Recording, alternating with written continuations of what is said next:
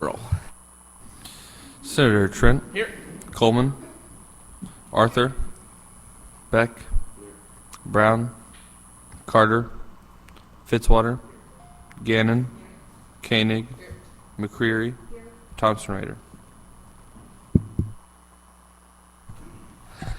All right, we have a quorum. Very good, and appreciate everyone being here on this early morning. If everyone will recall, we do have session beginning at 9 o'clock. It doesn't look like we'll probably have a problem getting through the single bill before us before that time frame, but if anyone finds themselves opining for a great period of time, please keep that hard stop in mind. And with that, we will begin the public hearing. Senate Bill 1440. Senator Coleman, please proceed. Thank you, Mr. Chairman, members of the committee. Mary Elizabeth Coleman, State Senator for Northern Jefferson County, the 22nd District. And this bill came about as a follow-up to the law that we passed last year, making sure that only girls compete in girls' sports, and that we're doing all we can to protect girls' sports. What we have found is that Misha has now taken a position that if you are taking certain hormones or drugs that could improve your performance, that doesn't eliminate you from competition in your sex classification. So how that would work is, and has come up, is there have been girls who are competing and have been competing for a number of times in a specific sport. That child decides to transition and has taken some sort of cross-sex hormones or testosterone, or even when we looked into this, there wasn't even a policy on other types of performance-enhancing drugs. And so it seemed to me that this was not necessarily about transgender sports, but about just anti-doping policies, and that whether you are a boy or a girl in our sports programs in the state of Missouri, you should not be allowed to take performance-enhancing drugs, whether that's because you're hoping to transition or whether it's because you're hoping to gain a competitive edge. You should not be allowed to take those types of performance-enhancing drugs. So what this bill does is it makes it clear that there should be a policy that states that is not allowed, and that if a school were to fail to adopt a policy prohibiting performance-enhancing drugs, then they would be forfeiting state funding. So I think that, as we all know, this is now, we have 8 days left after today in the session. This is a Senate bill. It probably has no chance to go anywhere this year. But I do think it's an important conversation to have, and it's worth starting that conversation to make sure that we're protecting our boys and girls who are competing, that they aren't doing so with performance-enhancing drugs. And I think that many of us were surprised to find that we didn't have policies in place already, like the Olympics or the NCAA. So with that, I'm open to any questions. Questions for the bill sponsor from the committee. Senator Beck. Yeah, no, I have a question. Good morning.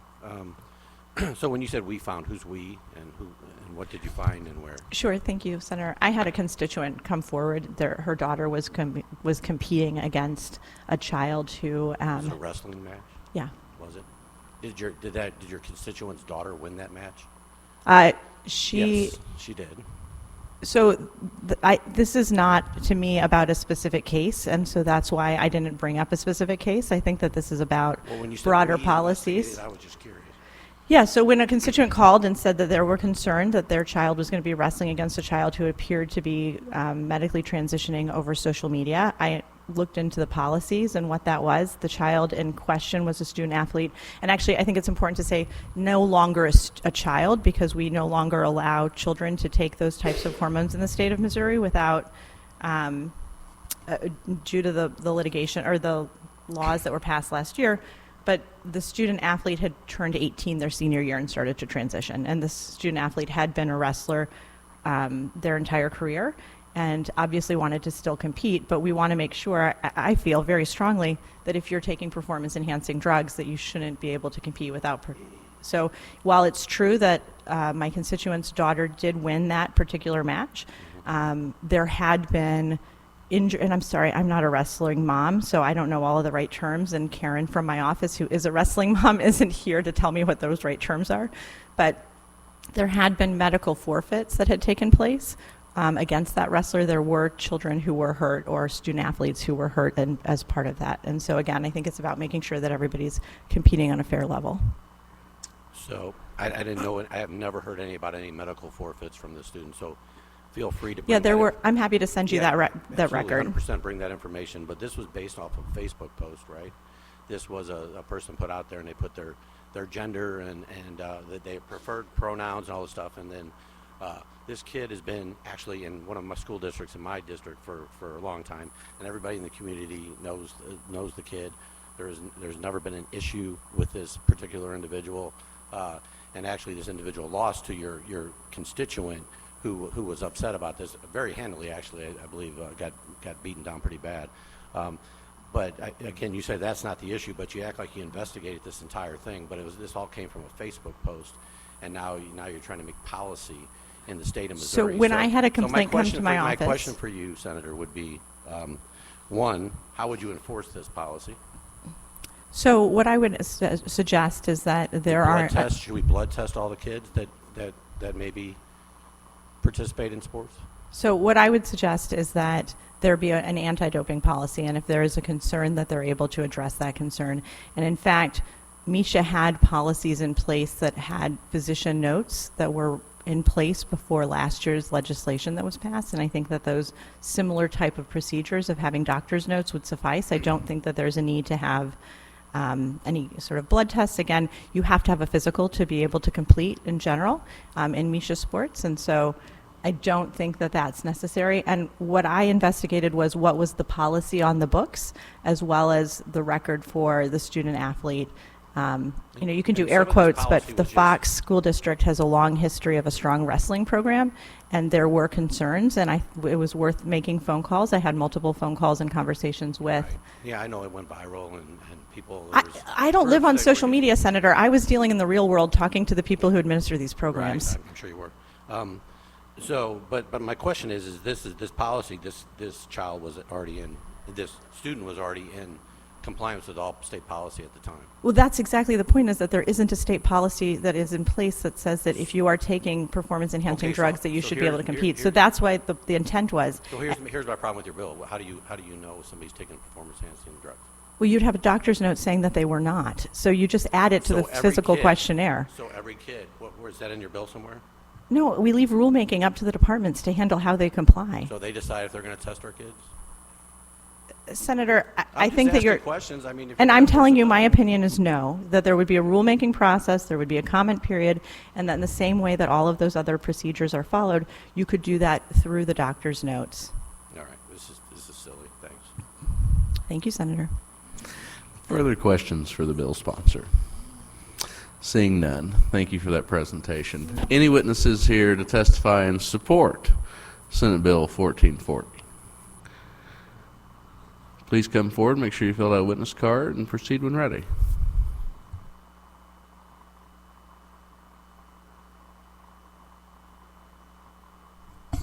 Sorry, I forgot to do my witness form, but I'll make sure to do it before I leave this room. Thank you for that. Oh, thanks. Thank you very much, Mr. Chairman, members of the committee. My name is Arnie C., A.C. Dienoff, State Public Advocate. And to the Senator's question, I believe that this is not silly. This is a really important part. Drugs and chemicals that change sports and change children in our public schools or private schools needs to be abolished. So I take it very seriously. I don't think it's a joke at all. I seriously believe in this bill, Senate Bill 1440. I would like to see it get across the finish line. Unfortunately, we are late in the season. But we have to draw a line in the sand right here and right now when it comes to protecting our children all across the state of chemicals and enhancing drugs. Students need to be free of enhanced drugs and hormone-free. Chemical in sports and classrooms leads to an unfair advantage. Fair sports competition needs to happen on an equal playing field. This needs to apply to both males and females.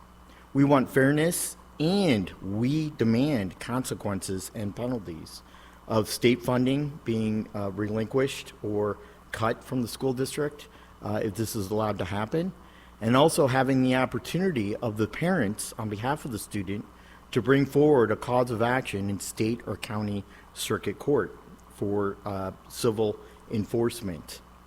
In reference to, there was a question was brought up about enforcement.